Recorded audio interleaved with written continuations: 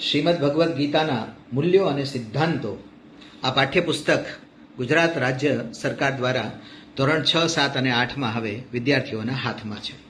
મેં આ વાંચ્યું અને એટલું સરસ પુસ્તક તૈયાર કર્યું છે. પહેલાં તો લેખકો અને સંપાદકોનો ખૂબ ખૂબ આભાર અને એમને અભિનંદન. આ પુસ્તક નિયમિત રીતે શાળાઓમાં ભણાવવામાં આવે તો વિદ્યાર્થીઓમાં સત્યનિષ્ઠા, કર્મનિષ્ઠા, જ્ઞાનનિષ્ઠાનો જન્મ થાય અને રાષ્ટ્ર સુદૃઢ બને. જીવન જીવવામાં ઘણી મુશ્કેલીઓ અને બાધાઓ આવે જ. ઘણીવાર વ્યવસાયમાં આવે, ઘણીવાર પરીક્ષાઓમાં આવે, ઘણીવાર સ્પર્ધાઓમાં આવે, ઘણીવાર પરિવારમાં આવે. આ બધાનો જવાબ એક જ જગ્યાએથી મળે અને એ છે શ્રીમદ ભગવદ્ ગીતા. શ્રીમદ ભગવદ્ ગીતાનું સમર્થન કરવા માટે પાઠ્યપુસ્તક તરીકે એનો સ્વીકાર સર્વત્ર થાય એના માટે આપણે એક પત્ર લખવાનો છે. જો આપ સમાજના નાગરિક શ્રેષ્ઠી હો તો આપ લખો. ટ્રસ્ટ સંચાલિત કોઈ પણ એનજીઓ ચલાવતા હોય તો આપ લખો. આપ એક બાળકના વાલી માતા પિતા છો તો આપ લખો.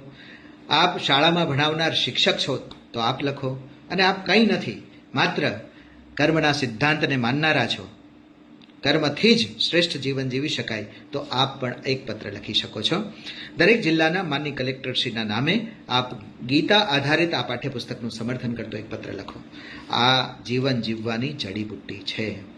આપણા બાળક જ્યારે સ્પર્ધાઓમાં જશે, પ્રતિસ્પર્ધાઓમાં જશે, એ રમતનું મેદાન હોય કે પરીક્ષાનું સમરાંગણ હોય, જો આ પાઠ્યપુસ્તક ભણ્યું હશે તો એ હતાશા અને નિરાશામાંથી બહાર આવશે. તો આનું સમર્થન કરતો એક પત્ર ગુજરાત રાજ્ય સરકારને આપણે પહોંચાડવો છે. આપ પણ એક પત્ર લખો અને સમર્થન મોકલો.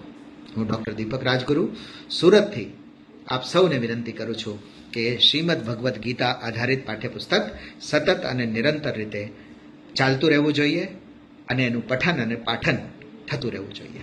ધન્યવાદ. નમસ્કાર.